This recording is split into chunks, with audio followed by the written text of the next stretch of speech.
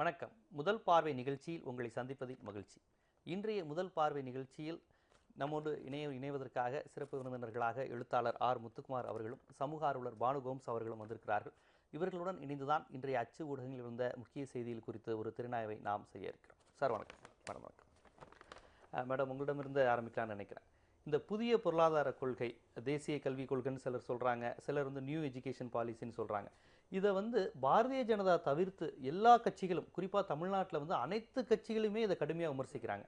இது எதனால் பாரதிய ஜனதா கொண்டு வருதுங்கிற அந்த அரசியல் இருக்கா, இல்லை அதை தாண்டியும் இதில் ஏதாவது அச்சப்படுறதுக்கான கூறுகள் இருக்குன்னு நினைக்கிறீங்களா? இல்லை, தமிழ்நாட்டில் எல்லாரும் எதிர்க்கிறாங்க அப்படின்னு சொன்னால் எதிர்க்கலைன்னு நான் தான் ஆச்சரியப்படுவேன். ஏன்னா இங்கே சொல்லக்கூடாத வார்த்தைன்னு இங்கே தமிழக கட்சிகள் உருவாக்கி வச்சுருக்கிற விஷயம் என்னென்னா சமஸ்கிருதம் பற்றி நீங்கள் பேசக்கூடக்கூடாது அப்படிங்கிற மாதிரியான ஒரு எண்ணத்தை தான் இங்கே பிளான் பண்ணி வச்சுருக்காங்க. அப்போ அந்த இடத்துல சமஸ்கிருதம் ஒரு ஆப்ஷன் மொழியாக வருகிறது அப்படின்னு நேஷ்னல் எஜுகேஷன் பாலிசி மூலமாக அப்படின்னு சொல்லும்போது அதை எப்படியாவது தடுத்து நிறுத்தணும் அப்படிங்கிற ஒரே எஜெண்டா தான். அந்த அடிப்படையிலேருந்து தான் அந்த எதிர்ப்பு வருது. சமஸ்கிருதம் அப்படிங்கிற விஷயம் இங்கு சமூக நீதி அடிப்படையாக கொண்டு செயல்படக்கூடிய அமைப்புகள் அதை தொடர்ந்து விமர்சிக்கிறாங்க. சிறுபான்மை அமைப்புகள், இது தவிர்த்து சிறுபான்மை அமைப்புகள், அந்த சிறுபான்மை கல்வி நிறுவனங்கள்லாம் மிகப்பெரிய அளவில் அச்சப்படுறாங்க.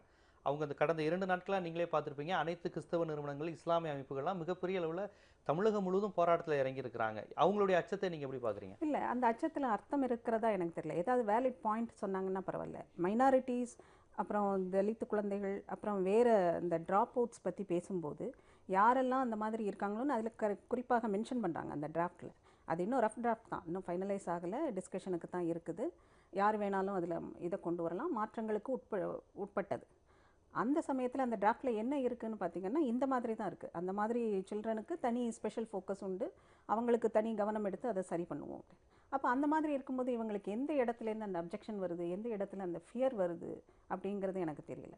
அடிப்படையாக அவங்க சொல்கிறது, உங்களுடைய இந்து இதை நீங்கள் திணிக்கிறீங்க. இந்துங்கிறதுக்கு அடையாளம் சமஸ்கிருதம் ஒரு மொழி. தமிழ் எப்படி செம்மொழியோ அந்த மாதிரி தான் சமஸ்கிருதமும். அப்போ ஒரு மொழி அழியுதுங்கும்போது இன்றைக்கி இந்தியா முழுக்க இருந்த அந்த இது இன்றைக்கி கர்நாடகாவில் ஒரு கிராமத்தில் மட்டும்தான் பேச்சு மொழியாக இருக்குது. அப்போ ஒரு மொழி அழியுதுங்கும்போது உலகம் முழுவதும் மொழியை எப்படி பார்க்குறாங்கன்னா அது வெறும் கம்யூனிகேஷனுக்கான டூல் இல்லை. அதை தாண்டி ஒரு மொழி என்பது வரலாற்றை சுமக்கிறது, கலாச்சாரத்தை சுமக்கிறது, கல்ச்சரை சுமக்கிறது, எல்லா விதமான அறிவியல் பூர்வமான விஷயங்களும் மருத்துவ விஷயங்கள் எல்லாத்தையுமே ஒரு மனிதனின் வாழ்வியல் ஃபுட் பிரிண்ட்ஸ் எல்லாத்தையும் ஒரு மொழி தான் சுமந்து வருது. அப்போ பழைய மொழிங்கும்போது தமிழ் என்னெல்லாம் சுமந்து வருகிறதோ அதே அளவுக்கு சமஸ்கிருதமும் சுமந்து வருது. அது அழியுதுங்கும்போது எல்லாரும் சேர்ந்து அதை காப்பாற்ற வேண்டிய பொறுப்பு இருக்குது. அப்போ நீங்கள் அது ஆப்ஷனலாக தான் இன்றைக்கி சென்ட்ரல் கவர்மெண்ட் கொடுக்குது. நீங்கள் படிக்கணும்னா இப்போ விருப்பப்பட்டவர்கள் படிக்கலாம். அந்த விருப்பப்பட்டதை படிப்பதற்கான உரிமை ஒவ்வொருத்தருக்கும் உண்டு. என்ன படிக்கணும்னு கவர்மெண்ட் சொல்ல முடியாது. இங்கே திராவிட கட்சிகள் எதை படிக்கணும், எதை படிக்கக்கூடாது, எதை செய்யலாம், எதை செய்யக்கூடாதுங்கிற திணிப்பை தொடர்ந்து மொழி ரீதியாக தமிழ்நாட்டில் திராவிட கட்சிகள் தான் மொழி திணிப்பை செய்து கொண்டு இருக்கிறது. படிக்கக்கூடாதுன்னு சொல்கிறது கூட ஒரு வகை திணிப்பு தான். என்னுடைய ஆப்ஷன் கூட நான் என்ன படிக்கணும்னு அரசியல் கட்சிகள் தீர்மானிக்க முடியாது, நான் தான் தீர்மானிக்கணும். ஆனால் எனக்கு வேண்டியதை கொடுக்க வேண்டிய பொறுப்பில் இருக்கிறது கவர்மெண்ட்ஸோட வேலை அதுதான், கவர்னன்ஸ் தான், நிர்வாகம் தான். எதை செய்யலாம் செய்யக்கூடாதுன்னு மக்களுக்கு ஆர்டர் போடுற இடத்துல கவர்மெண்ட் கிடையாது. அப்போ எனக்கு சமஸ்கிருதம் வேணும்னு ஒட்டுமொத்த தமிழ்நாட்டின் மொத்த பாப்புலேஷனில் நான் ஒருத்தி கேட்டேனாலும் எனக்கு ப்ரொவைட் பண்ண வேண்டிய பொறுப்பு கவர்மெண்ட்டோட. இல்லை, இப்போ இந்தியா முழுவதும் எத்தனையோ மொழிகள் இருக்குது. பழங்குடி மொழியிலிருந்து, வடகிழக்கு மாகாண மொழியிலிருந்து, நரிக்குறவர் சமுதாயத்து மக்கள் பயன்படுத்துகிற மொழிகளிலிருந்து எத்தனையோ பேச்சு மொழி, வழக்கு மொழி இருக்கும்போது சமஸ்கிருதம் பேச்சு மொழியாகவே இல்லாத போது அந்த ஒரு மொழிக்கு இவ்வளவு முக்கியத்துவமும் காப்பாற்றப்பட வேண்டுங்கிற நோக்கம் எதுக்கு இந்த நடுவு? ஏன்னா நம்மளுடைய மருத்துவ குறிப்புகள், நம்மளுடைய அறிவியல் குறிப்புகள், அஸ்ட்ரோஃபிசிக்ஸில் நாம் பிரமாதமாக இருந்தோம்னு சொல்கிறோம். நம்மளுடைய அறிவியலில் இதெல்லாம் எதில் இருக்குது, எந்த மொழியில் இருக்குது? தமிழில் இருக்குதா இல்லை சான்ஸ்கிரிட்டில் இருக்குதா? ஆதி காலத்தில் நம்மளுடைய அஸ்ட்ரோஃபிசிக்ஸ் நாலேஜ் ஆகட்டும், மருத்துவ நாலேஜ் ஆகட்டும், எல்லாம் அதில் தான் இருக்குது. தமிழை விட தொன்மை வாய்ந்தது சமஸ்கிருதம் இல்லை, அப்படி சொல்லலை. நீங்கள் அப்படி இன்ஃபர் பண்ணுறீங்க, நான் அப்படி சொல்லலை. தமிழும் சமஸ்கிருதமும் செம்மொழி ஒரே ஈக்குவல் இதில் இருக்குது. தமிழை காப்பாற்றணும்னு சொல்கிற அதே மொழிவியலாளர்கள் எப்படி சான்ஸ்கிரிட்டை வேண்டான்னு சொல்லுவாங்க? மொழி தெரிந்த, மொழியின் மீது மதிப்பு இருக்கிற, மரியாதை இருக்கிற, அதனுடைய முக்கியத்துவம் தெரிந்த யாரும் எந்த மொழியும் வேண்டான்னு சொல்ல மாட்டாங்க. அது இந்திய மொழியாகட்டும், வெளிநாட்டு மொழியாக கூட இருக்கட்டும். மொழியை வேண்டாம் என்று சொல்கிறது அடிப்படையான முட்டாள்தனம். அது ஆர் முத்துக்குமார், நீங்கள் இந்த திராவிட இயக்கங்களுடைய இந்த மொழி போராட்டங்கள் குறித்துலாம் அதிக புத்தகங்கள் எழுதியிருக்கிறீங்க, நிறைய விவாதங்களை பேசியும் நான் பார்த்துருக்கேன். இந்த சூழலில் இந்த விஷயத்தை நடுவண் அரசினுடைய பார்வையும் இந்த திராவிட கட்சிகள் அதற்கு எதிர்வினை ஆற்றுவது நீங்கள் எப்படி பார்க்குறீங்க? இல்லை, இந்த தேசிய கல்விக் கொள்கை அப்படிங்கிறத ஒரு சமஸ்கிருதம் அதில் இருக்குது அப்படிங்கிறதுனால தான் எல்லாருமே எதிர்க்கிறாங்க அப்படின்னு குறுக்கக்கூடாது. ஏன்னா அதில் இருக்கக்கூடிய பல்வேறு அதுவும் ஒரு அம்சங்கள் இருக்கு. அதுவும் ஒரு கூறு. பல்வேறு அம்சங்களை முன் வச்சு நிர்வாகம் சார்ந்து குழந்தைகளுடைய எதிர்கால நன்மை கருதி இது மாதிரி பல்வேறு அம்சங்கள் அதில் இருக்கிறதுனால தான் தேசிய கல்விக் கொள்கைக்கான அந்த முன்மொழிவுகளில் இருக்கக்கூடிய அம்சங்களை நம்ம விமர்சிக்கிறோம். சமஸ்கிருதத்தை பற்றி பேசுறதுக்கு காரணம் இருக்குது. என்னென்னா இந்தியாவில் இருக்கக்கூடிய எல்லா மொழிகளுக்குமே சமஸ்கிருதத்தினுடைய ஈர்ப்பு தான் மிக முக்கியமான காரணம். அதனால் அதை வளர்ப்பதற்கான எல்லா விதமான நடவடிக்கைகளையும் தாராளமய போக்கில் அதை நாங்கள் செய்வோம் அப்படின்னு சொல்லி இந்தியாவில் இருக்கக்கூடிய ஏனைய மொழிகளை விட்டுட்டு சமஸ்கிருதத்தை மட்டுமே குறிப்பாக அதுவும் குறைவான எண்ணிக்கையில் பேசக்கூடியவர்களை அந்த மொழியை மத்திய அரசு தன்னுடைய கிட்டத்தட்ட அதிகாரப்பூர்வ மொழியாக மாற்றுவதற்கான முயற்சிகளில் ஈடுபடுறப்போ அதையும் சேர்த்து இந்த தேசிய கல்விக் கொள்கையை விமர்சிக்க வேண்டிய ஒரு நெருக்கடி ஏற்படுது.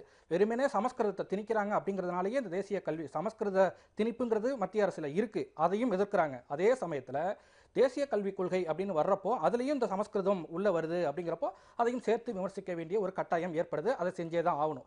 அடுத்தது இந்த தேசிய கல்விக் கொள்கை அந்த முன்மொழிவுகளை பல்வேறு விஷயங்களை சொல்லியிருக்காங்க. அடிப்படையில் அந்த தேசிய கல்விக் கொள்கை அப்படிங்கிறது இந்திய அளவில் ஒரு தலைமுறையையே தீர்மானிக்கக்கூடிய அடுத்த தலைமுறையில் தாக்கத்தை ஏற்படுத்தக்கூடிய கல்வி திட்டம் அப்படிங்கிறது அந்த தேசிய கல்விக் கொள்கை. இதில் யாரோ சில அதிகாரிகள் அவங்க மட்டுமே முடிவு பண்ணி இந்த தேசிய கல்விக் கொள்கை இருக்குது, இப்படிலாம் இருக்கணும் அப்படின்னு சொல்லி முன்மொழிவுகள்ங்கிறத இப்படிலாம் போகணும், அதுக்கு நீங்கள் சஜஷன் சொல்லுங்கள் அப்படின்றத கேட்குறத விட என்ன மாதிரியான சஜஷன்ஸ் எல்லாம் வேணும், இந்த கல்விக் கொள்கை எப்படி இருக்குன்னு திட்டம் வைக்கணும்.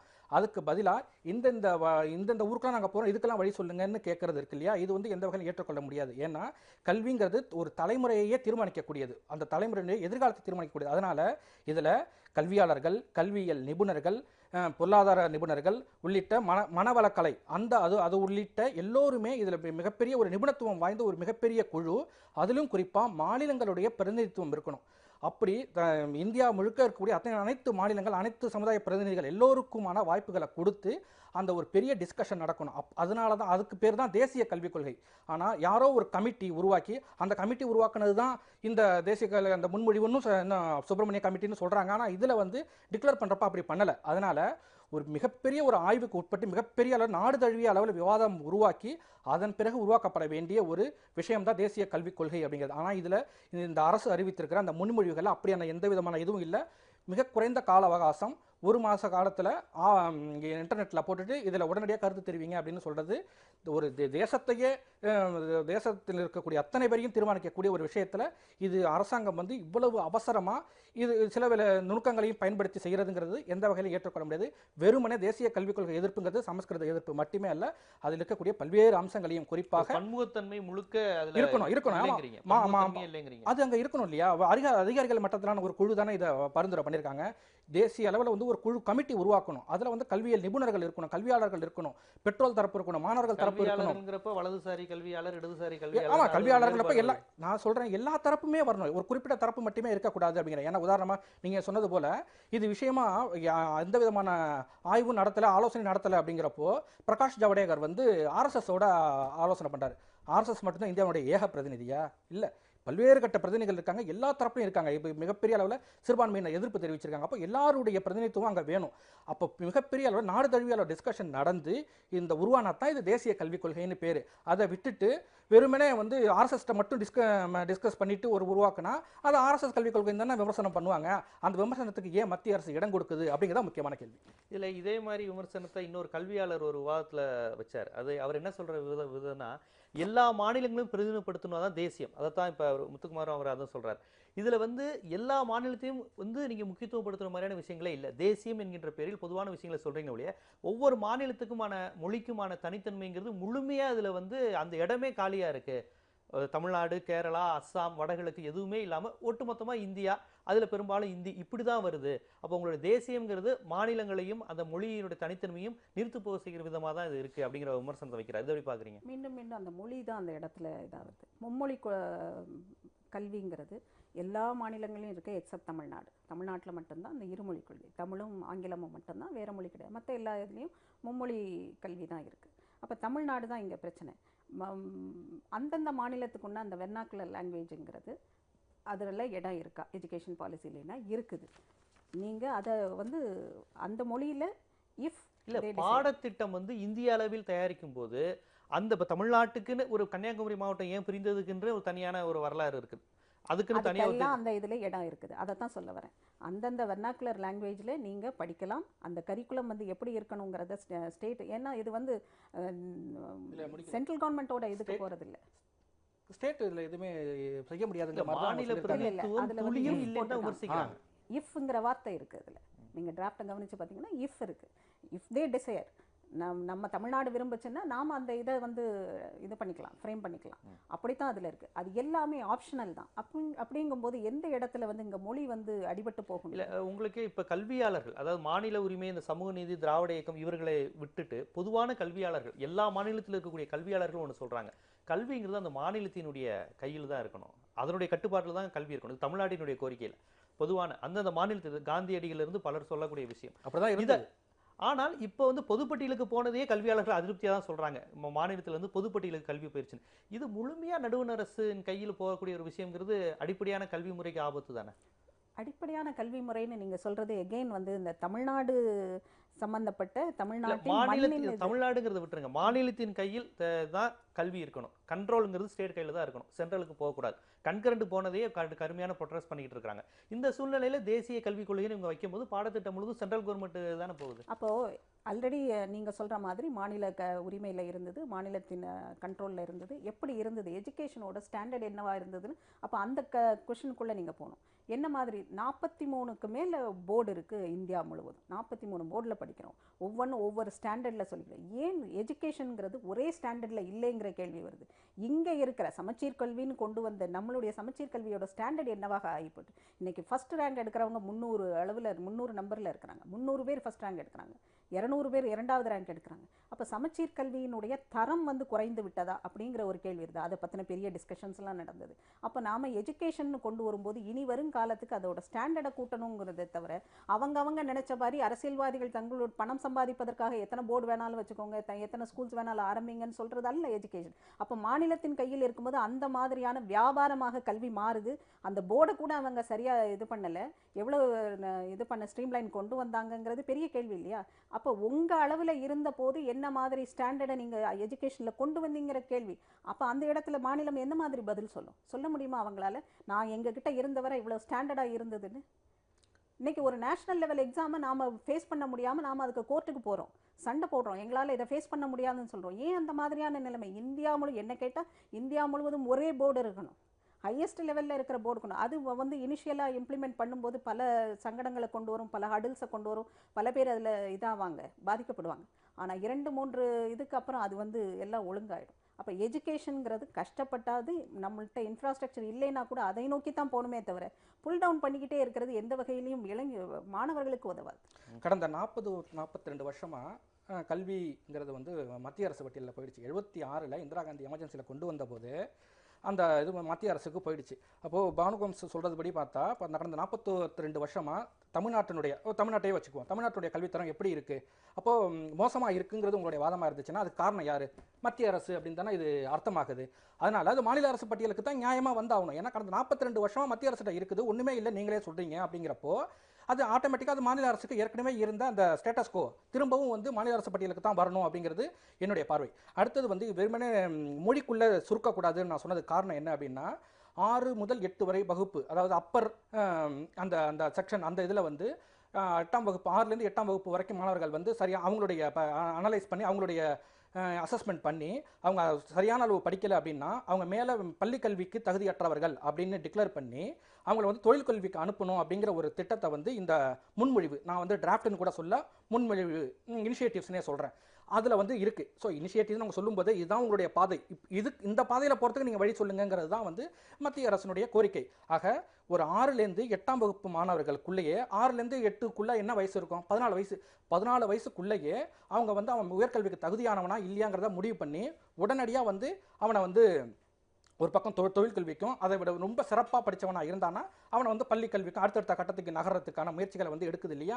இதுதான் வந்து இந்த பிரிவினை அப்படின்னு இதைத்தானே சொல்கிறோம். அதனால தான் சில பேர் வந்து இதை வந்து புதிய குலக்கல்வி திட்டம்னு சொல்கிறதுக்கான காரணம் என்னென்னா, ஒரு குறிப்பிட்ட செக்ஷனை சரியாக படிக்கலைங்கிறதுனால 14 வயசுக்குள்ளே அவன் எல்லாத்தையும் நல்லா சிறப்பாக படிச்சிடணும், இல்லைன்னா நீ தொழில் கல்வியில் உன்னை போட்டுருவோன்னு அந்த ஒரு துணி இருக்கு இல்லையா, அதுதான் எதிர்கால தலைமுறையை சீரழித்துவதற்கான அபாயம் இருக்கிறது. அதனால இது ஆரம்ப நிலையை முன்மொழிவிலேயே எதிர்க்கிறீங்க கேட்குறாங்க. இதை முன்மொழிவிலேயே தான் எதிர்க்கணும், இல்லைன்னா இது அடுத்த கட்டத்தை நோக்கி நகர்ந்துடும். அதனால ஆரம்ப கட்டத்திலே இது இருக்க வேண்டிய பொறுப்பு, நல்ல சமுதாயம் வளர வேண்டும்ங்கிற ஆசை இருக்கிற அத்தனை பேருக்கும் அந்த பொறுப்பு இருக்கு. அதன் அடிப்படையில் தான் அந்த எதிர்ப்பு தெரிவிக்கிறாங்க. இன்னொரு விஷயம் கவனிச்சு பாத்தீங்கன்னா, இந்தியா முழுவதும் அதை கொண்டு வர போறாங்க. பாரதிய ஜனதா தமிழ்நாட்டுக்கு மட்டும் இல்ல, ஆனா தமிழ்நாட்டில் இருக்கிற அளவுக்கு எதிர்ப்பு பிற மாநிலங்களில் இல்ல. அதை நீங்க எப்படி பாக்குறீங்க? ஏன்னா தமிழகம் வந்து ஏற்கனவே அந்த மாதிரியான சிக்கல்களை ஏற்கனவே எதிர்கொண்டிருக்கு. ஏன்னா ராஜாஜி காலத்துல ஏற்கனவே இந்த மாதிரியான ஒரு சிக்கல் இருந்ததுனால இதை பற்றிய புரிதல் வந்து தமிழகத்துல இருக்கு.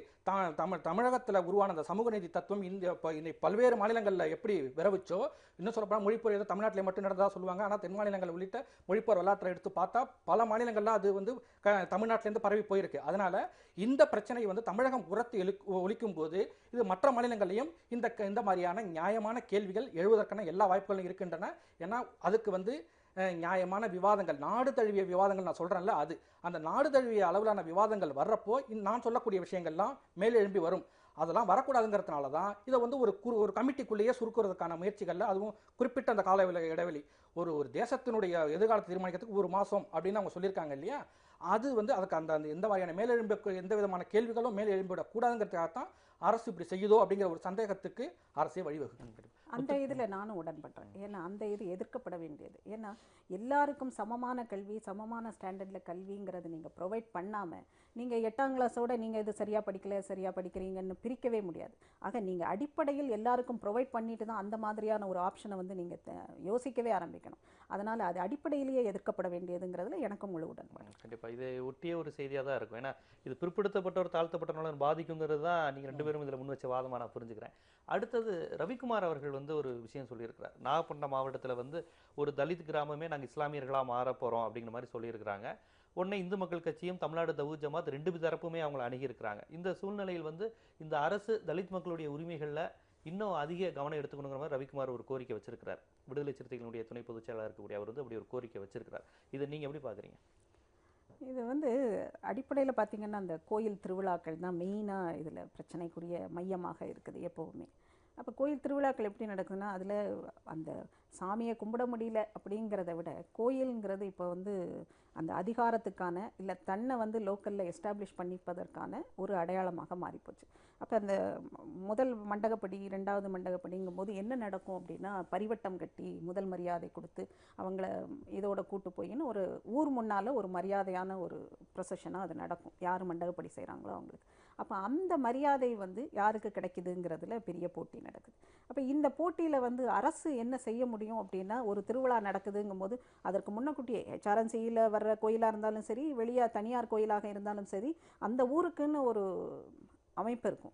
லோக்கல் பாடி இவங்க ரெப்ரசன்டேட்டிவ்ஸ் இருக்காங்க, மற்ற VAO இருக்காரு. அந்த மாதிரி இவங்கள்லாம் உட்காந்து இந்த கோயில் திருவிழாவில் இந்த மண்டபப்படியாக இருக்குது, இந்த மண்டபப்படியாக இருக்குது, என்ன பிரச்சனைகள் வரும் அதை ஆன்டிசிபேட் பண்ணி முதல்லையே சரி பண்ணிவிட்டு அதுக்கப்புறம் திருவிழாக்களுக்கு போனால் சரியாக இருக்கும். இந்த மாதிரி ஒரு பெரிய எஸ்கலேட் ஆக விட்டுட்டு அப்புறம் அரசியல் கட்சிகள்லாம் அரசியல் உள்ளே நுழைந்தாலே அந்த இடத்துல தீர்வே வராது. மேலே மேலே பிரச்சனை ஃப்ரெஸ்டர் ஆகிட்டே தான் இருக்கும். அப்போ அந்த இடத்துல தீர்வு வரணும்னா நிர்வாக ரீதியாக தான் இதை சரி பண்ண முடியுமே தவிர அரசியல் கட்சிகளை உள்ளே விட்டுட்டு நீங்கள் கன்வெர்ட் ஆகாதீங்க, நீங்கள் கன்வெர்ட் ஆகுங்க, நான் குர்ஆனை கொடுத்தேன், அவங்க உடனே ஒரு வாரத்தை அந்த ஆன் த ஸ்பாட்லேயே 4 பேர் கன்வெர்ட் ஆகிட்டாங்கிறதும், இன்னொருத்தர் நீங்கள் கன்வெர்ட் ஆகாதீங்க நான் பேசி பார்க்குறேங்கிறதும், இதெல்லாம் வந்து அரசியல் கட்சிகளால் தீர்க்கக்கூடியதில்லை, நிர்வாகத்தால் தீர்க்கக்கூடியது. ஆனால் இப்படி ஒரு நிலை இங்கே இருக்குது. இந்த செய்தியில் நம்ம பார்க்க வேண்டிய, நீங்கள் சொல்கிற அரசியல் இவங்க ஒவ்வொருத்தரும் அதுக்கு ஆதாயம் தேட பார்ப்பாங்கிறதெல்லாம் நம்ம கடந்த காலங்களில் பார்த்துருக்கோம். பல்வேறு விஷயங்கள் இந்து மக்கள் கட்சி என்ன பண்ணுறாங்க, இவங்க என்ன பண்ணுறாங்க. நான் கேட்பது, இந்த இந்து மதத்தின் ஒரு அங்கமாக இருக்கக்கூடிய அந்த பட்டியல் சமூக மக்கள் இன்னும் வந்து இந்த கோவில் நுழைவுங்க அப்படிங்கிற விஷயம், யார் முதல்ல தேர் பிடிச்சு இழுக்கிறது, இவங்க வந்து முதல் இடத்துக்கு வந்துடலாமாங்கிற மனநிலை எல்லா இந்துக்கள் மத்தியிலும் இன்னும் அந்த மனநிலை இருக்கா? அது இந்துக்கள் மத்தியிலேன்னு நீங்கள் சொல்ல முடியாது. அதாவது அதுதான், இது அதிகாரம் சம்மந்தப்பட்டது, ரெக்கக்னிஷன் சம்மந்தப்பட்டது. ஒரு உள்ளூரில் நான் பெரிய ஆள் அப்படின்னு சொல்கிறதுல போட்டி வந்ததுன்னா அங்கே யாராக இருந்தாலும் அந்த இடத்துல சமூகத்துக்கு இது வர்றது இல்லையா? பிற்படுத்தப்பட்ட சமூகங்களுக்குள்ள அமாங் தி பிசி மக்கள் மத்தியில் எனக்கு அந்த மாதிரி தெரியல. ஏன்னா என்ன மாதிரி வழிபாட்டு முறைன்னு நம்ம இந்து இதில் வந்து கோயிலுங்கிறது ஒரு முக்கியமான எல்லாரும் குழுமுகிற ஒரு கோயில் திருவிழாங்கிறது ஏன் பிரச்சனைக்குரிய இடமாக மாறி இருக்கு? அந்த இடத்துல காஸ்ட் வைஸ் எல்லாரும் பிரியறாங்க. இந்த மாதிரி மண்டபப்படிகள் யார் வர்றது யார் போகிறது அந்த மாதிரி ஒரு வழிபாட்டு முறைங்கிறது என்ன மாதிரி இருக்குங்கும்போது அந்த இடத்தில் சண்டைகளுக்கான அத்தனை இடமும் இருக்குது. ஆனால் கன்வெர்ட் ஆனால் பிரச்சனை முடிஞ்சிருமாங்கிறதும் பெரிய கேள்வி. ஏன்னா திருமாவளவன் ரவிக்குமார்லாம் சொல்கிற மாதிரி கன்வர்ஷன் இன்னொரு மைனாரிட்டிக்குள்ள இன்னொரு மைனாரிட்டியாக இவர்கள் போய் இருப்பதாகத்தான் இருக்கிறது. இந்த இடத்துலையே தீர்வு வேணும். அது இந்து மதத்துக்குள்ளேருந்து அந்த மாற்றங்கள் வரணும். இந்து தலைவர்கள்னு சொல்கிறவங்க அந்த மாற்றத்தை கொண்டு வரணும். அதுக்கு அரசாங்கமும் துணை போகணும். ஆனால் இங்கே எல்லாருமே அதை வச்சு அரசியல் செய்வதாக இருக்கிறதுனால தான் அந்த பிரச்சனை வந்து தீரவே மாட்டேங்குது. நமக்கு ஆர்வத்துக்கு உங்களுக்கு நல்லா தெரியும், இந்த மீனாட்சிபுரம் கலவரத்திற்கு பிறகு அந்த இடமே வந்து இஸ்லாமியர்களாக மாறிட்டாங்க. அங்கே உள்ள அந்த ஒட்டுமொத்த தாழ்த்தப்பட்ட குடும்பங்களும் மாறி இப்போ கிட்டத்தட்ட ஒரு 33 வருடங்கள் நினைக்கிறேன், 82 83 எம்ஜிஆர் அவர்கள் ஆட்சி காலத்தில் நடைபெற்ற அந்த விஷயம். இப்போ இந்த மதமாற்றம் அப்படிங்கிற விஷயம் வந்து அவர்கள் உடனடியே அந்த தீண்டாமையிலிருந்து விடுவிக்கும்னு நினைக்கிறீங்களா நீங்கள்? இல்லை, அது அப்படி ஒரு விடுவிக்கும் அப்படிங்கிற ஒரு நம்பிக்கை வந்து அவங்க தரப்பில் இருக்குது. அதுதான் வந்து மீனாட்சிபுரத்தில் எதிரொலிச்சது. பானுகம்சை மீனாட்சிபுரத்தை சேர்ந்தவங்க தான். அதனால் அதை சேர்த்து அவங்கள இல்லாமல் நம்ம பேச முடியாது. அந்த மீனாட்சிபுரம் இல்லை, குமரி மாவட்டம் மீனாட்சிபுரம், அது நெல்லை மாவட்டம் மீனாட்சிபுரம். அதில் வந்து என்னென்னா இதை சொல்கிறப்ப சொன்னாங்க, அதாவது இது அதிகாரம் ரெக்கக்னிஷன் தொடர்பானது அல்லது இந்த பவர் அப்படின்ட்டு. அதிகாரத்துக்கும் அங்கீகாரத்துக்கும் பாரதூரமான வேறுபாடு இருக்குது. இந்த அப்படி தான் நான் பார்க்குறேன். ஆனால் அதிகாரங்கிறது மேல் தரப்பில் இருக்கிறவங்கள்ட்ட தான் அதிகாரம் இருக்கும். இவங்க எதிர்பார்க்கறது அங்கீகாரம். அங்கீகாரங்கிறது குறைந்தபட்ச இது. சமமா பாருன்னு கூட எனக்கும் அனுமதி கொடு அப்படிங்கிறது தான். எனக்கும் சமமா அப்படிங்கிறது வந்து அடுத்த கட்டம். எனக்கும் அங்கீகாரம் கொடு, என்னையும் அங்கீகரிங்கிறது தான் இங்கே முக்கியமான கேள்வியை தவிர இந்த இடத்துல வந்து அதிகாரத்தையே அவங்க கைப்பற்றணுங்கிறது அவங்களுடைய நோக்கமாக இல்லை. ஏன்னா இதில் வந்து இந்த மண்டகம் அப்படிங்கிறது 8 நாள் நடக்கும் அல்லது 12 நாள் நடக்கும். இந்த மாதிரி வெவ்வேறு ஒவ்வொரு ஊரில் ஒவ்வொரு கோயிலுக்கும் ஒவ்வொரு மாதிரி. இதில் இந்த 7ஆம் நாள் அல்லது 8ஆம் நாளுக்கு எங்களுக்கும் அனுமதி கொடுங்க அப்படிங்கிறது தான் வந்து அவங்களுடைய கோரிக்கை. அதுக்கு வந்து செவி சாய்க்கலை அப்படிங்கிறப்போ, அதுக்கு அரசு நிர்வாகமும் அதுக்கு துணை நிற்கலை அப்படிங்கிறப்போ, இது வந்து அது மட்டுமே அவங்களுடைய பிரச்சனை இருக்குது. அங்கே வெவ்வேறு பிரச்சனைகள் சேர்ந்து சூழ்ந்து வர்றப்போ நாகப்பட்டினம் மாவட்டத்தில் ஸோ நமக்கான தீர்வு வந்து மதமாற்றம் தானோ அப்படின்னு அவங்க நோக்கி நகர்றாங்க. அந்த மதமாற்றத்தை அதுக்கு மதமாற்றத்தை மதம் மாறுறதுக்கு எல்லா விதமான உரிமைகளையும் வந்து இந்திய அரசியலமைப்பு சட்டம் வழங்கியிருக்கு. இன்னும் சொல்லப்போனால் பல்வேறு உதாரணங்கள் இருக்குது. மதம் மாறினவர்கள் வந்து கடந்த அதே ஊரில் மிகவும் இதாக மதிக்கப்பட்டவங்க, அதாவது இழிவாக பார்க்கப்பட்டவர்கள் எல்லாருமே மதம் மாறிய பிறகு அவங்களுக்கான அங்கீகாரங்கிறது கிடச்சிருக்கு. ஈவன் ஒரு டீ கடையில் போய் டீ குடிக்கிறப்ப கூட பாய் வாங்க பாய் அப்படின்னு கூப்பிடுற அந்த அந்த கட்டம் நகர்ந்திருக்கு இல்லையா, அது வந்து அவங்களுக்கு ஒரு வகையில் உத்வேகத்தை கொடுக்கும். அதனால இது வந்து ஒரு தற்காலிக தீர்வாக அவங்க நினைக்கலாம். தோழர் ரவிக்குமார் சொன்னது போல இது மைனாரிட்டிக்குள்ளேயே இந்த மாதிரி மாறுறப்போ என்ன ஆகுதுன்னா மைனாரிட்டிக்குள்ளேயே மைனாரிட்டின்னு பார்க்கக்கூடிய ஒரு சூழல்லாம் இருக்குது அப்படின்னு அவங்கள பொறுத்தவரைக்கும் இது தற்காலிக தீர்வு. அந்த நிரந்தர தீர்வை நோக்கி நகர்வது அவங்க வந்து அதாவது சமூகத்தில் இருக்கக்கூடிய சிவில் சொசைட்டி, அரசியல் கட்சி எல்லாருடைய பங்களிப்போடு சேர்ந்து ஏற்படக்கூடிய ஒரு மாற்றம் அவங்க செய்யக்கூடியதுங்கிறது வந்து ஒரு தற்காலிக தீர்வு தான். ஆனால் அது மட்டுமே தீர்வு அல்லங்கிறது முக்கியமான விஷயம். பெரியார், அம்பேத்கர் போன்ற தலைவர்கள் கூட நீங்க முன்னிட்ட தற்காலிக தீர்வை வேற வழி இல்லாம அவங்க சொல்லியிருக்காங்கன்னு எடுத்துக்கலாம். ஆமா, நிச்சயமா. அதாவது அதுதான் வந்து தொடர்ந்து அவங்க இழிவிலேயே இருக்கிறாங்க. இது சமுதாயத்தில் பெரிய அளவில் மாற்றலாம் ஏற்படுத்தணும் அப்படின்னா அதுக்கான காலங்கிறது ரொம்ப அதிகம் தேவைப்படும். அப்படிங்கிறப்ப அவங்களுக்கான தற்காலிக தீர்வை அவங்க வந்து ஒரு வேளை மதம் மாறினால் நல்லா இருக்க முடியுமோ அப்படின்னு சொல்கிறாங்க. அதுக்கான கண்ணுக்கு தெரிஞ்ச உதாரணங்களும் கூட அவங்களுக்கு வந்து அவங்களுக்கு சாதகமாக இருக்கிறப்போ அதை நோக்கி நகர்றாங்க. இதில் வந்து என்னென்னா இந்து மக்கள் கட்சி வெர்சஸ் தௌஹீத் ஜமாத்னு பல்வேறு பிரச்சனைகள் நடக்குது. இது மதமாற்றம்னு வர்றப்போ நீ வாங்க நாங்கள் ஏற்றுக்கிறோன்னு சொல்கிறதுக்கு ஒரு குரூப்பும், நீங்கள் மாறவே மாறாதீங்க நம்மக்கிட்ட இருந்து இழிவாக இருந்ததும் எங்கள் கூடயே இருங்கன்னு சொல்கிற ஒரு குரூப்பும் இருக்கத்தான் செய்யும். இல்லை நாங்கள் வந்து இதுக்கு மேலே பிரச்சனை வருது, உங்களுக்கு மண்டபடிக்கான ஏற்கனவே ஏற்பாடுகள் நாங்கள் பண்ணுறோன்னு சொல்லி அந்த விதமான தற்காலிக மனமாற்றம் ரொம்ப முக்கியம். அதுதான் ரொம்ப முக்கியம் இந்த இடத்துல முக்கியமே தவிர இது வந்து தற்காலிக தீர்வு தான் என்ன பொறுத்த வரைக்கும். பானுகோம்ஸ் மேடம், இப்போ ஒரு நேற்று 2 நாளாக ஒரு ஊடகத்தில் பரபரப்பாக இருக்கிற ஒரு செய்தின்னு பார்த்தோம்னா, டெல்லி விமான நிலையத்தில் நம்ம தமிழகத்தை சேர்ந்த 2 நாடாளுமன்ற உறுப்பினர்களுக்கு இடையே நடைபெற்ற சண்டை தான். திருச்சி சிவா அவர்களும் சசிகலா அவர்களும் நடைபெற்றது. கன்னத்திலேயே அரைஞ்சிட்டாங்க அப்படிங்கிற மாதிரி செய்திகள் வந்தது. இந்த மாதிரியான விஷயங்களை எப்படி பார்க்கறது? அதாவது நாடாளுமன்ற உறுப்பினர்களுங்கிறப்ப நம்ம எல்லாமே நம்ம சராசரி மனிதர்கள் கூட அவர்களை மாண்பு முற்பவர்கள் அப்படின்னு தானே பார்ப்போம். அவர்களிடமிருந்து பாடம் கற்க வேண்டும், நமக்காக செயல்படுத்துவர்கள், நமக்காக பாடுபடுவர்கள், அப்படி தானே நாடாளுமன்ற உறுப்பினர்கள், சட்டமன்ற உறுப்பினர்கள்லாம். இந்த மாதிரியான செயல்பாடுகளை பொதுமக்கள் எப்படி புரிஞ்சுக்கிறது?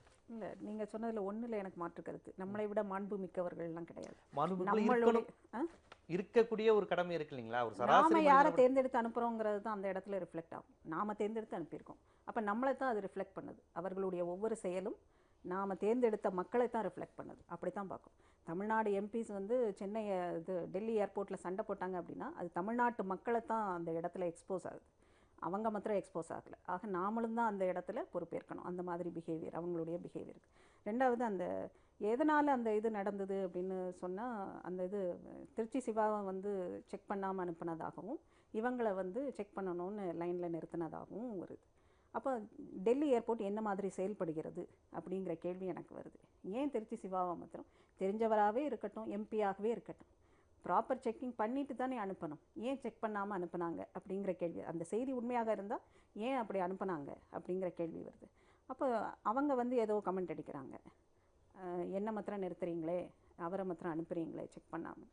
அப்போ அவர் வந்து அந்த இடத்துல பேசாமல் இருந்திருக்கலாம், சிவா வந்து பேசாமல் இருந்திருக்கலாம்.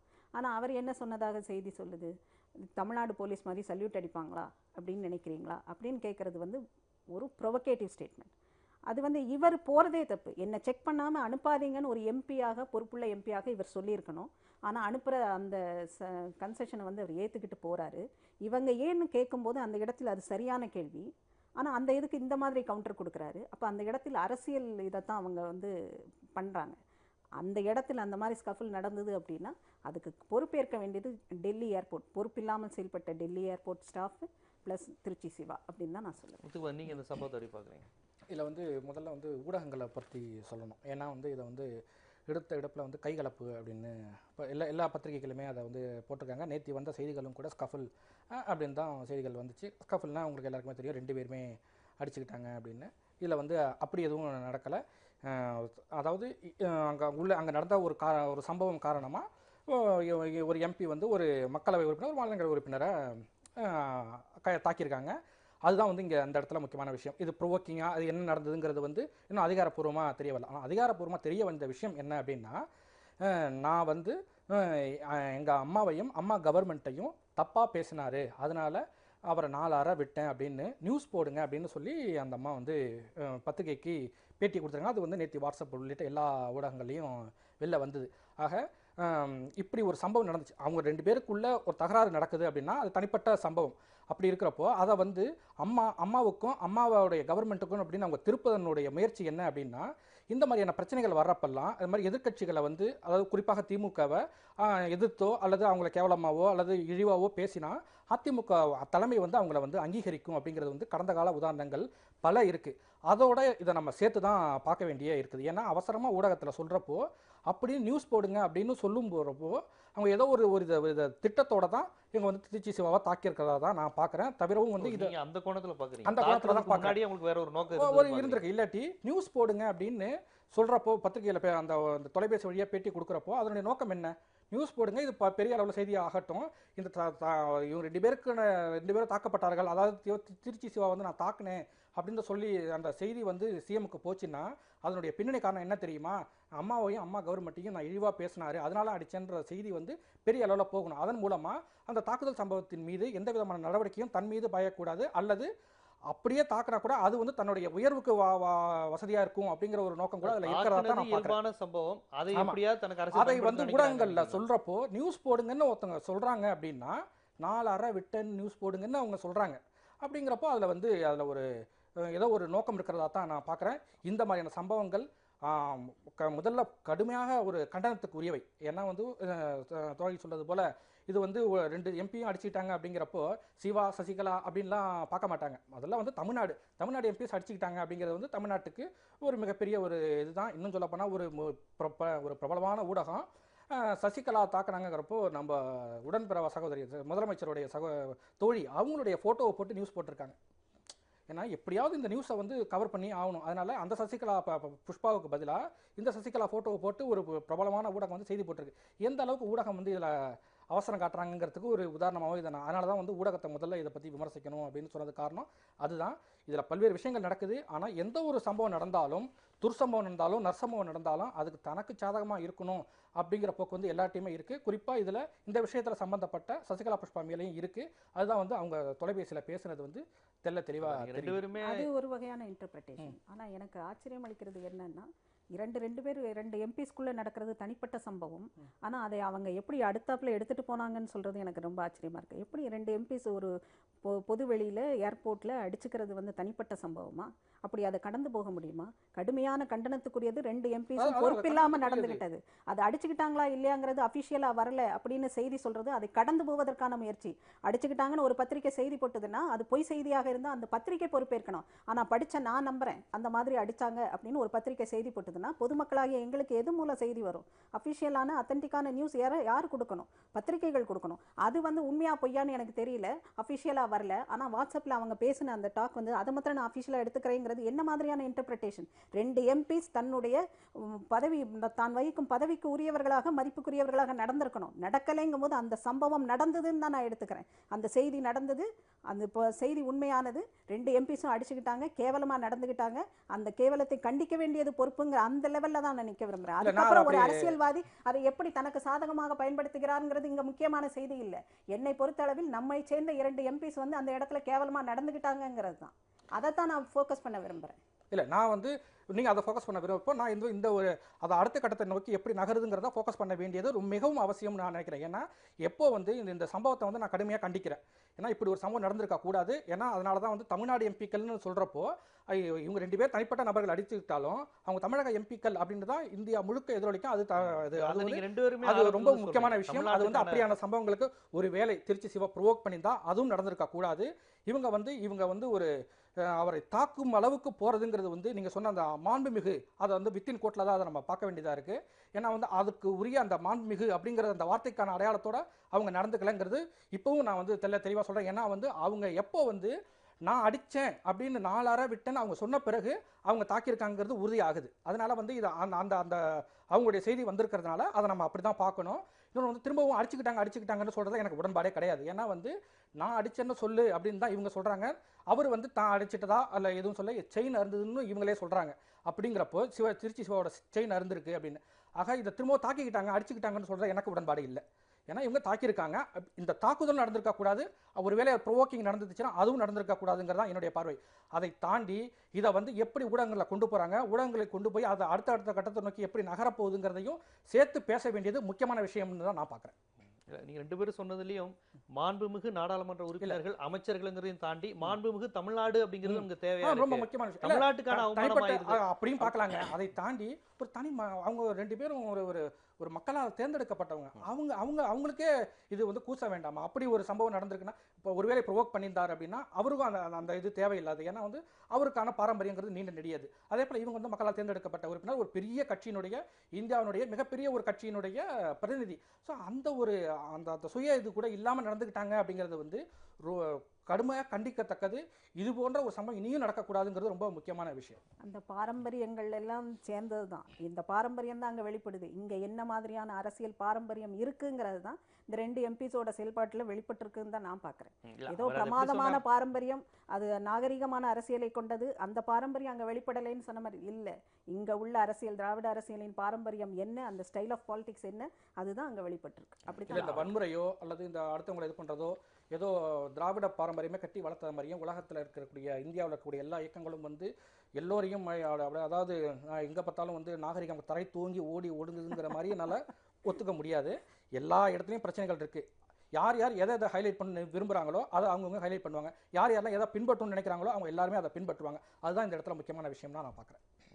இல்லை, கொஞ்ச நாட்களுக்கு முன்னால் இந்த திருநங்கைகளுக்கான தனிநபர் மசோதாவுக்கு திருச்சி சிவாய் வந்து எல்லா சமூக ஆர்வலர்கள், பொதுவான ஆட்கள், திருநங்கைகள் அமைப்பெல்லாம் பெரிய லெவலில் பாராட்டினாங்க.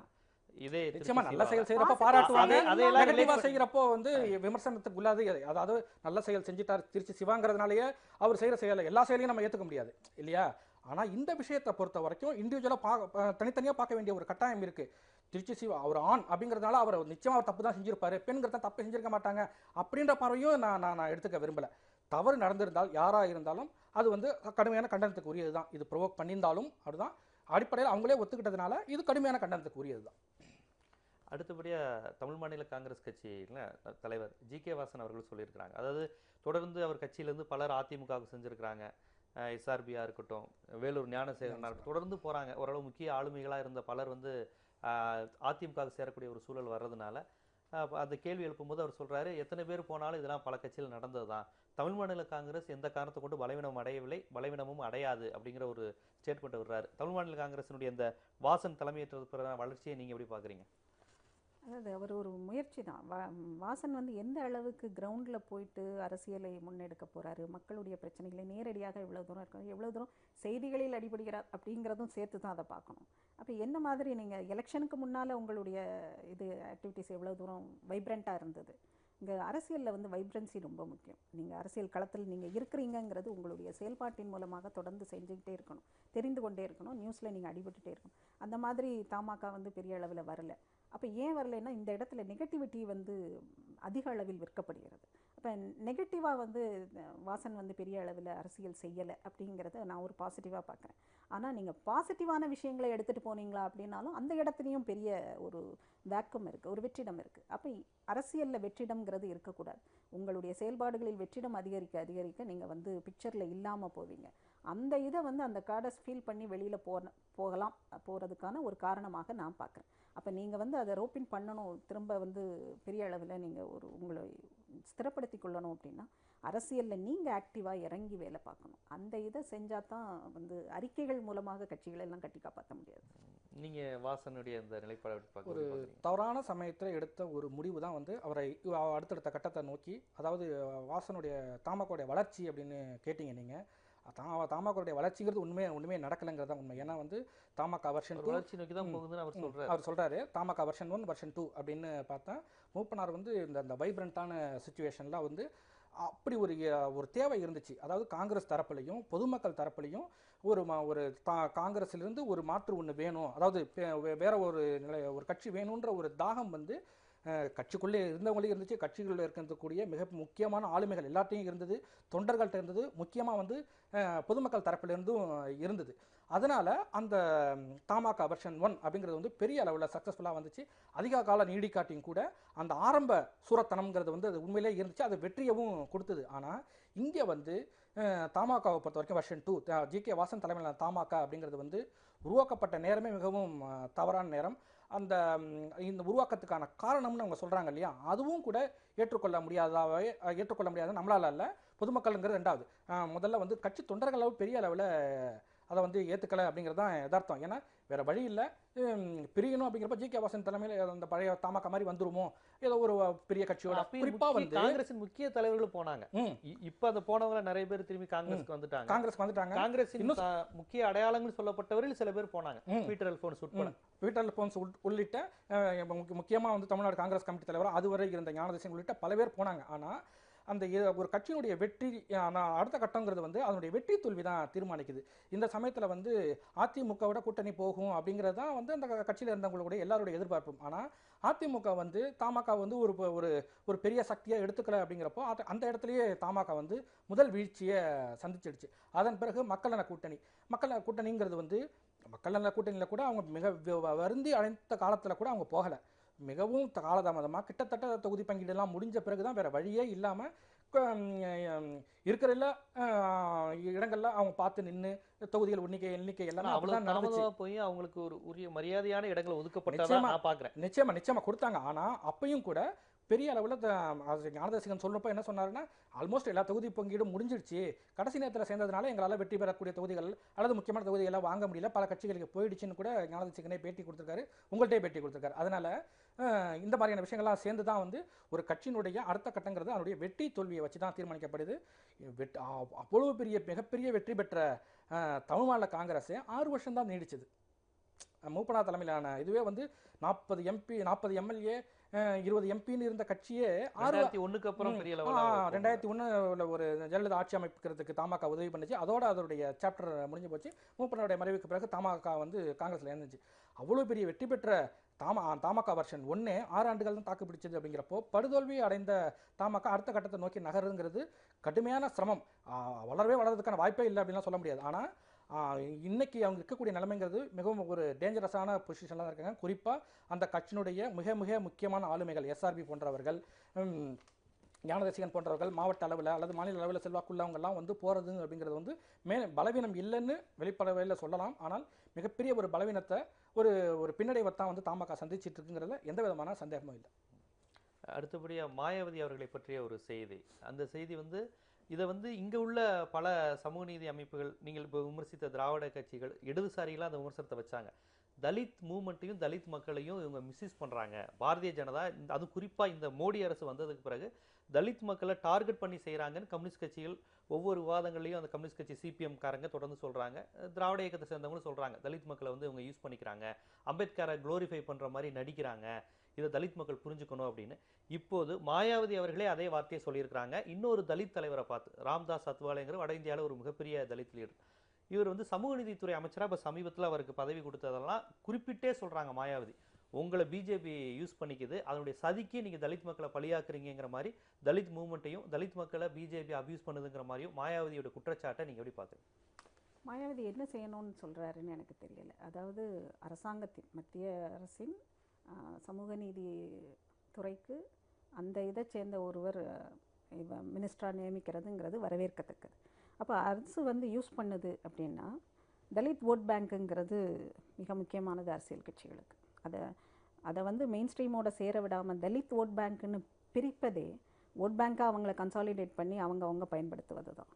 பாஜக அதைத்தான் செய்யுதுன்னு மாயாவதி சொல்கிறாங்க. நான் என்ன சொல்கிறேங்கிறது தான், மாயாவதி உட்பட எல்லோரும் அந்த ஓட் பேங்கை தான் எவ்வளவு தூரம் தனக்காக பயன்படுத்தி கொள்ளலாம் அப்படின்னு தான் பார்க்குறாங்க. இங்கே இந்தியாவில் இருக்கிற மக்கள் திரளில் ஒவ்வொரு ஓட் பேங்க் கன்சாலிடேட் பண்ணப்பட்டிருக்கிற ஒவ்வொரு ஓட் பேங்க்கும் அரசியல் கட்சிகளால் கன்சாலிடேட் பண்ணப்பட்டு பயன்படுத்தப்பட்டு கொண்டிருக்கிறது அப்படிங்கிறதான். இந்த மக்கள் எல்லாம் ஒன்றா சேர விடவே மாட்டாங்க அரசியல் கட்சிகள். அப்படித்தான் இங்கே அரசியல் நடக்குது. மாயாவதியும் அதே தான் செய்கிறார், பிஜேபியும் அதே தான் செய்கிறது, காங்கிரஸ், திமுக, அதிமுகன்னு எல்லா கட்சிகளும் அதைத்தான் செய்கிறாங்க. இந்த ஓட் பேங்க் பாலிடிக்ஸ் தான் நடக்குது. ரெண்டாவது, புத்திசத்துக்கு ஏன் கன்வெர்ட் ஆகக்கூடாதுன்னு அந்த மினிஸ்டர் கேட்டதா மாயாவதி இது பண்ணாங்க. கன்ஷிராம் கடைசியில் தான் ஆனார், அம்பேத்கர் கடைசியில் தான் ஆனார், நானும் கடைசியில் என்னுடைய அரசியல் வாழ்வின் எல்லை நிலையில் நான் வந்து கன்வெர்ட் ஆவேன்.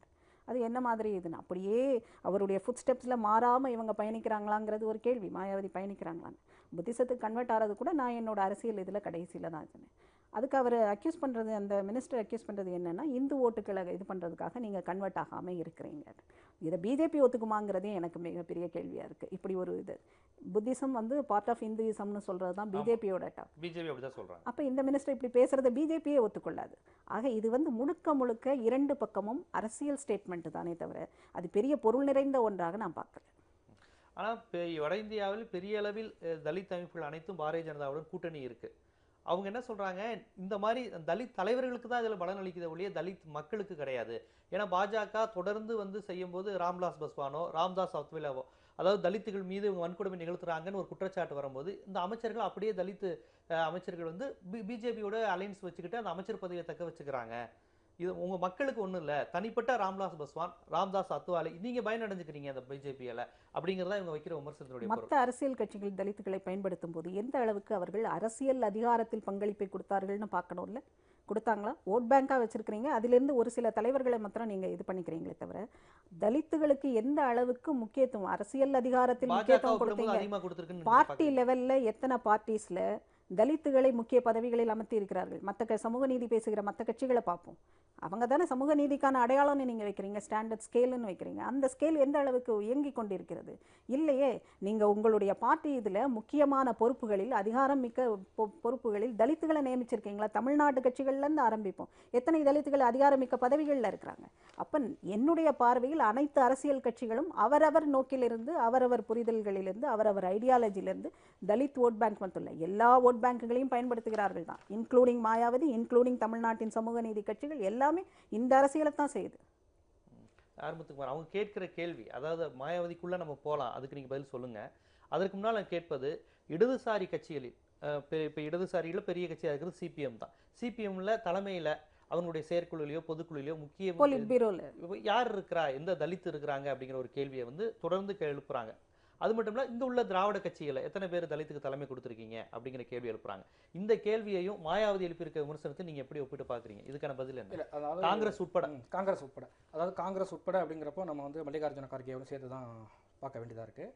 அதாவது எந்தெந்த இடத்துலலாம் வாய்ப்பு கொடுக்குறாங்களோ, கொடுக்க முடியுமோ அந்த இடங்கள்லாம் கொடுக்குறாங்க. இன்னும் அதிகமாக கொடுக்கணும். இன்னும் பல வெற்றிடங்கள், குறிப்பாக தலித் மக்களை இன்னும் அடுத்தடுத்த கட்டத்துக்கு, அடுத்த கட்டங்கிறத வந்து மேலே நோக்கி நான் சொல்கிறேன், மேல் நோக்கி நகர்த்துவதற்கான நடவடிக்கைகளை, குறிப்பாக இவங்க சொன்னது போல் அதிகாரமிக்க பதவிகள், அது வெறுமனே கட்சி பதவி அப்படிங்கிறத தாண்டி நான் அதிகாரம் நிர்வாக பதவிகள்லையும் நான் சொல்கிறேன், அதுலேயும் அவங்கள கொண்டு வர வேண்டியதுங்கிறது வந்து எல்லா கட்சிகளும் செய்ய வேண்டிய, குறிப்பாக பட்டியல் இன மக்களுடைய உரிமைகளுக்காக, அவங்களுடைய விடுதலைக்காக குரல் கொடுக்கக்கூடிய எல்லோரும் செய்ய வேண்டிய அத்தியாவசியமான விஷயம் அப்படிங்கிறதுல எந்த விதமான மாற்றமும் இல்லை. அதை செஞ்சே ஆகணும். போதுமான அளவுக்கு செய்திருக்காங்களா அப்படின்னா இன்னும் போக வேண்டிய தூரம் நிறையா இருக்குங்கிறது தான் இது நான் பார்க்கக்கூடிய விஷயமா பார்க்குறேன். அடுத்தது வந்து உத்தரப்பிரதேசத்தை பொறுத்த வரைக்கும், உத்தரப்பிரதேசம் வந்து இந்தியாவினுடைய ஆகப்பெரிய மாநிலம்.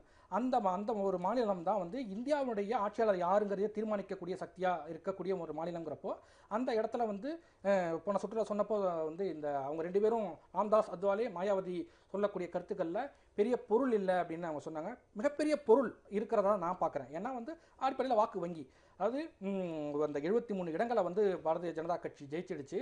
குறிப்பாக வந்து அங்கே முலாயம் சிங் அகிலேஷ் யாதவ் இருக்கக்கூடிய ஒரு மாநிலத்தில் பாரதிய ஜனதா கட்சி கிட்டத்தட்ட அந்த மாநிலத்தையே வந்து முழுவதுமாக பெருவெற்றி பெற்றிருக்கு. அந்த ஒரு சூழலில் வரக்கூடிய சட்டமன்ற தேர்தலில் அந்த கட்சி அந்த வெற்றியை தக்க வைக்கணும், அல்லது அதை விட பெரிய வெற்றியை பெறணும், குறிப்பாக தோல்வி அடைஞ்சிடக்கூடாதுங்கிறது மிக மிக முக்கியமான விஷயம். அதற்கு என்னென்ன விதமான தேர்தல் வியூகங்களை வகுக்கணும் அப்படிங்கிறதுக்கான உரிமை வந்து பாரதிய ஜனதா கட்சிக்கு இருக்குது. அதனுடைய ஒரு பகுதியாக அல்லது அதனுடைய ஒரு நீட்சியாக அவங்க வந்து யார் யாரெல்லாம் வந்து கட்சிக்குள்ளே சேர்க்கணும், யார் யாரெல்லாம் அமைச்சரவையில் சேர்க்கணும், அந்த மாதிரியான முடிவுகளெல்லாம் வந்து பாரதிய ஜனதா கட்சி எடுக்கும். அதனுடைய ஒரு நீட்சியாக தான் வந்து அப்னாதல் அந்த கூட்டணி கட்சியாக இருந்தவங்களை வந்து அவங்கள வந்து அமைச்சரவையில் அந்த பெண்ணுக்கு ஒரு வாய்ப்பை கொடுத்துருக்காங்க. அதே போல் ராம்தாஸ் அத்வாலே குறிப்பாக வந்து தலித் மக்களை வசீகரிக்கணும், அவங்களுடைய வாக்குகளை வசீகரிக்கணும் அப்படின்னா அதுக்கு வந்து ராம்தாஸ் அத்வாலே சரியாக இருப்பார் அப்படின்னு சொல்லி அவருக்கு அமைச்சரவையில் பங்களிப்பு கொடுக்குறாங்க. அந்த மாதிரியான அரசியல் நடவடிக்கைகளை எல்லா கட்சியும், தேர்தல் அரசியல் இருக்கக்கூடிய பாரதிய ஜனதா கட்சி, காங்கிரஸ் உள்ளிட்ட எல்லா கட்சிகளுமே எடுக்கத்தான் செய்யும். அதற்கு என்ன மாற்று இவங்க எடுக்கணும் அப்படிங்கிறதா முக்கியமான விஷயமே தவிர வெறுமனே பாரதிய ஜனதா கட்சியை பிளேம் பண்ணுறதுனால எந்த விதமான அர்த்தமும் இல்லை. பானுகம் சொன்னது போல மாயாவதி தன்னுடைய கட்சியில் அல்லது தன்னுடைய நிர்வாகத்தில் யார் யாருக்கெல்லாம் சீட்டு கொடுக்க போகிறாங்க, அதில் எந்த அளவுக்கு அதிக பிரதிநிதித்துவம் கொடுக்க போகிறாங்க, அவங்களுடைய உரிமைகளுக்காக எந்த அளவுக்கு வாக்குறுதிகளை கொடுக்க போகிறாங்க, அவங்களுடைய நம்பிக்கையை எப்படி வென்றெடுக்க போகிறாங்கிறது இங்கே முக்கியமான விஷயமே தவிர பாரதிய ஜனதா கட்சியை குறை சொல்கிறதுனால ராம்தாஸ் அத்வாலேவுக்கு பதவி கொடுத்து தலித்துகளை வசீகரிக்க பார்க்குறாங்க அப்படின்னு சொல்கிறதுலாம் எந்த விதமான இதுவும் இல்லை. இவங்க என்ன மாற்று திட்டங்களை வச்சு தேர்தலை நோக்கி நகர போகிறாங்கிறது தான் முக்கியமான விஷயம். வெறுமனே பாரதிய ஜனதா கட்சியை குறை சொல்கிறதுனால எந்த விதமான பொருளும் இல்லை. இல்லை, திருமாவளவன் அவர்களே வந்து அந்த சமூக நீதித்துறையில் வந்து அந்த பிற கட்சிகளுக்கு அதிக இடம் அமைச்சரவையில் கொடுத்த போது ஒன்று சொன்னார். இப்போ இந்த பொது சிவில் சட்டத்தை கொண்டு வர முயற்சி பண்ணுறாங்க பாஜக, அதை எல்லாரையும் வாயடைக்கிறதுக்காக தான் இந்த மாதிரியெல்லாம் கொடுத்தவங்க சரி செய்கிறாங்க. அந்த அமைச்சரவை விரிவாக்கம் வந்த போது திருமாவளவன் வச்ச விமர்சனம் அது. இந்த மாதிரியான நபர்கள், அதாவது இந்த அரசியலை அவங்க எப்படி பார்க்குறாங்கன்னா, தனிப்பட்ட ஒரு தலித்துக்கு யாரோ ஒரு நஜிமா ஹெப்துல்லா போன்ற ஒரு இஸ்லாமியர்களுக்கு அவர்கள் செய்வதன் மூலமாக நாங்களும் மைனாரிட்டி ஃபேவராக இருக்கிறோம், ப்ரோ தலித்தாக இருக்கும்னு காமிச்சுக்கிறாங்களே ஒழிய உண்மையிலே தலித் மக்கள் மீதான, சமூக நீதியின் மீதான, கோவில் நுழைவு பற்றி உங்களுக்கு அக்கறை இல்லை என்பதுதான் தலித் அமைப்புகளுடைய விமர்சனமாக இருக்குது. கோவில் நுழைவுங்கிறது அரசாங்கத்தால் செய்ய முடியாது. அரசியல்வாதிகளாலேயும் அரசியல் கட்சிகளாலேயும் நிர்வாகம் வந்து எய்ட் பண்ணலாமே தவிர செய்ய முடியாது.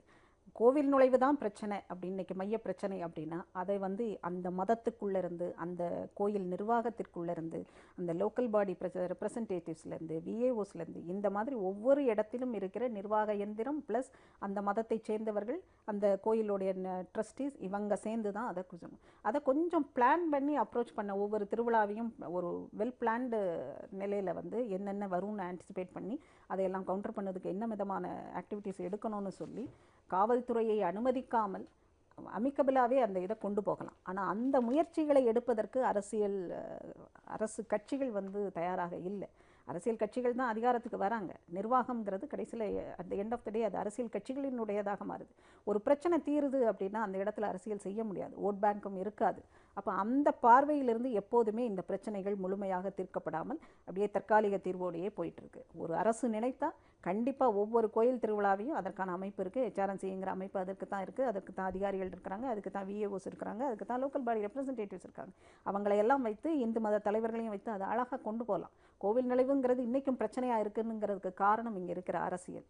இங்கே இருக்கிற இந்து மத தலைவர்களை கூப்பிட்டு அந்த இடத்துல பேசி கொண்டு வரலாம். இல்லை, இந்த இடத்துல தான் அவர் கூட மல்லிகார்ஜுன கர்கனே சொன்னார், பாரதிய ஜனதாவில் எத்தனையோ தலித் தலைவர்கள் பெரிய லெவலில், தேசிய லெவலில், மாநில லெவலில் தலைவர்கள் ஆகிட்டாங்க. இந்த மாதிரிலாம் ஆக முடியுது. இந்திய அரசியலமைப்பு சட்ட அமைப்பினுடைய குழுவினுடைய தலைவராக இன்னைக்கு வரையும் ஒரு தாழ்த்தப்பட அம்பேத்கர் அவர்கள் தான் இருக்க முடியுது. இவ்வளோ பெரிய உயரிய இடத்துக்கு போக முடியுது, பிரதமராக கூட ஆக முடியுது. ஏன் வந்து ஒரு பஞ்சாயத்து தலைவர் ஆக முடியல, கோவிலுக்குள்ளே நுழைய முடியல? இது ஒரு எக்ஸ்ட்ரீம் நடந்துக்கிட்டே இருக்குது. இவங்க வந்து பெரிய லெவலுக்குலாம் போக முடியுது, நாடாளுமன்றத்துக்கு போக முடியுது, பிரதமராக கூட ஆயிரலாம், துணை பிரதமர் ஆயிரலாம். ஏன் இந்த மாதிரி அப்ப இதுக்கு வந்து என்ன மாதிரியான சமூக மாற்றத்துக்கு இந்த இந்து மதத்துக்கு ஒரு பிரச்சனைக்கு என்ன தீர்வு நீங்க பாக்குறீங்க? பஞ்சாயத்து தலைவரா ஏன் ஆக முடியலன்னு கேட்குறீங்க. பஞ்சாயத்து தலைவர்களை இங்கே தமிழ்நாட்டை உதாரணமாக எடுத்துக்கிடுவோம். இன்னைக்கு லோக்கல் பாடியில் அந்த ரெப்ரசன்டேட்டிவ் யாரை நிறுத்தணும், வேட்பாளர்களை தேர்வு செய்வது யார், அந்த இதை நிறுத்துறவங்க யார், வேட்பாளர்கள் எந்த அடிப்படையில் தேர்வு செய்யப்படுகிறார்கள், ஏன் அந்த மாதிரி தேர்வு செய்ய வேண்டிய ஒரு கட்டாயம் அரசியல் கட்சிகளுக்கு ஏற்படுகிறது? அது அரசியல் கட்சிகளால் உருவாக்கப்பட்டதா இல்லை சமூகத்தில் இருக்கிற செட்டப் அந்த மாதிரியா? யோசிக்கணுமா இல்லையா? அப்போ அரசியல் கட்சிகளுக்கு தான் அந்த பொறுப்பு இருக்குது. அந்த மாதிரி நீங்கள் சமூகத்துக்கு எந்த பிரச்சனை இல்லையா? அதான் மீண்டும் மீண்டும் சமூகத்தில் பிரச்சனைகள் இருக்குங்க. பிரச்சனைகள் இல்லாத சமூகம் உலகத்தில் எங்கேயுமே கிடையாது. ஆனால் அந்த பிரச்சனைகளை தனக்கான டூலாக, தனக்கான அரசியல் செய்வதற்கான கருவியாக நீங்கள் ஒரு அரசியல் கட்சிகள் மாற்றும் போது அந்த பிரச்சனை தீரவே செய்யாது. சமூகத்தில் மேலும் மேலும் வலுவாக கட்டமைக்கப்படும். இன்னைக்கு தமிழ்நாடு சமூக நீதி பேசின பெரியார் மண்ணுன்னு கிளைம் பண்ணுகிற ஒரு மண். அந்த இடத்துல இன்னைக்கு ஜாதிய கட்டமைப்பு மிக வலுவாக உருவாகி இருக்குது. அதே மாதிரி மத பிரிவினைகள் மிகப்பெரிய அளவில், மத பிரிவினை உணர்வுகள் மிகப்பெரிய அளவில் வேரூன்றி இருக்கு. இந்த இடத்துல பிஜேபி இருக்குன்னு சொல்ல முடியுமா? நீங்க சொல்கிற மதவாத கட்சி இருக்குன்னு சொல்ல முடியுமா? இல்லையே. மதவாத கட்சி பெரிய அளவில் வேரூன்றாத ஒரு மண்ணில் ஏன் இவ்வளவு ஜாதிய வன்கொடுமைகள் நடக்குது? வட இந்தியா வந்து சமூக நீதி பெரிய அளவில் இல்லை. பெரியார் மண்ணில் ஏன் நடக்குங்கிற கேள்விக்கு நீங்க பதில் சொல்லிட்டு தான் வட இந்தியாவுக்கு போகணும். ஏன் இங்க நடக்குது, விளைவு இருக்குங்கிறீங்களா இல்லைங்கிறீங்களா? தமிழ்நாடு ஏன் இந்த இடத்துல நடக்குங்கிற கேள்விதான் என்னுடையது. பெரியார் விளைவு இருக்கா இல்லையான்னு பெரியாரை பத்தி பேசுவதில்லை. பெரியார் மண்ணுன்னு கிளைம் பண்றீங்கல்ல, சமூக நீதி 60 வருடங்களுக்கு மேலாக நாங்க இங்க வேரூன்ற வச்சோம்னு சொல்றீங்களே, ஏன் இங்க இடத்துல ஜாதிய கட்டமைப்புகள் ஏன் வலுவாகி இருக்கு? இங்க நடக்கிற இவ்வளவு ஆணவ கொலைகள் ஏன் நடக்குது? அந்த இதை அரசியல் கட்சிகள் கண்டிப்பதற்கு கூட ஏன் தயங்குது? ஒரு வலுவான ஜாதிய அமைப்பிலிருந்து ஒரு ஆணவ கொலை நடத்தப்படுகிறது அப்படின்னா அந்த ஜாதிய அமைப்பை நோக்கி உங்களுடைய கண்டன குரல்களை எழுப்பதற்கு கூட சமூக நீதி கட்சி தலைவர்கள் தயங்குவது ஏன்? அப்ப என்ன மாதிரி அரசியல் நடக்க? பெரியார் பேரை சொல்லி சும்மா பொய்யான ஒரு அரசியலை செஞ்சுட்டு இருக்கீங்களா? போலி சமூக நீதி நடக்குதா? ஏன் 60 வருடங்களாக உங்கள்கிட்ட ஏன் இங்க வலுவாக கட்டமைக்கப்பட்டதுங்கிற கேள்விக்கு இருக்குல்ல. ஒண்ணு அது டைல்யூட் ஆயிருக்கணும், ஜாதிய அமைப்புகள் டைல்யூட் ஆயிருக்கணும். பெரியார் சிந்தனை நீர்த்து போனதால வந்ததுன்னு நினைக்கிறீங்களா இல்ல பெரியார் மண்ணுங்கிறனால? அதான் கேட்டேன், அதான் நான் வேறுபடுத்தி கேட்டேன். அரசியல் கட்சிகள் இங்க போலியாக முன்னெடுக்கின்றனங்கிறத என்னோடது. உங்களுடைய நிறைவா அது? அதாவது அரசியல் கட்சிகளுடைய குறிப்பா இந்த மாதிரி தலித் விஷயங்கள் இதெல்லாம் வந்து அரசியல் கட்சிகள் வந்து உதாரணமாக கோயில் நுழைவு கூட சொன்னாங்க. குறிப்பாக அந்த மண்டகப்படி விஷயத்துல கூட அரசியல் கட்சிகள் வரக்கூடாது, அரசியல் கட்சிகள் இல்லாமல் தான் அந்த தீர்வை கொண்டு வரணும்னு சொல்கிற அதே பானு கோம்ஸ் என்ன சொல்கிறாங்கன்னா, அடுத்ததில் வந்து அரசியல் கட்சிகள், இந்து மத தலைவர்கள், நிர்வாகம், அரசு நினைச்சா இதை முடியும் அப்படிங்கிறாங்க. அரசு அப்படிங்கும்போது அரசியல்வாதிகள் இல்லாமல் இருக்க முடியாது. அரசுங்கிறது யார்? தனி எந்திரமா? வெறும் பொருளாது அல்ல. அரசியல்வாதிகளும் சேர்ந்து, சமூக சீர்திருத்தவாதிகள் எல்லோரும் சேர்ந்து சமூகத்தினுடைய அத்தனை பிரதிகளும் உள்ளடக்கியது தான் வந்து அந்த தீர்வை நோக்கி நகரவே முடியும். தவிர அதை விட்டு அரசியல்வாதிகளே இல்லாமல் இருக்கணும் அப்படின்னா அரசியல்வாதிகள் இல்லாமல் எந்த ஒரு தீர்வை நோக்கி நகர முடியாது. அவங்க ஒரு பிரச்சனை காரணமாக இருக்கலாம், ஆனால் அவங்களும் சேர்ந்து இந்த பிரச்சனையை சேர்ந்து தீர்க்கிறது தான் சரியான விஷயமா இருக்குமே தவிர அரசியல் கட்சிகளை ஒரு பக்கம் விமர்சிச்சுட்டு அவங்க இல்லாம ஒரு தீர்வை கொண்டு வர முடியுங்கிறது என்னால நான் பார்க்க முடியல. நான் வந்து உங்களுடைய 2 சுற்று விவாதத்திலையும் அதை கவனமா உள்வாங்கிட்டு தான் சொல்றேன்.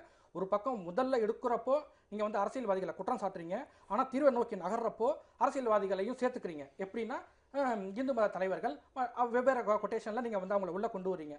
ஆக யார் இருக்கணும் யார் இருக்கக்கூடாது அப்படிங்கிறத வந்து ஒரு டைவர்ஷன் நீங்க செய்யறதா நான் புரிஞ்சுக்கிறேன். இல்லை, ஏன்னா அரசியல் கட்சிகள் செய்துன்னு சொல்கிற அதே நேரத்தில் அதே அரசியல் கட்சிகள் தான் அரசு எந்திரமாகவும் இருக்குது. எந்த அரசியல் கட்சி இருக்கோ அதை நான் சொன்னேன், நீங்க கவனிக்க விட்டீங்க.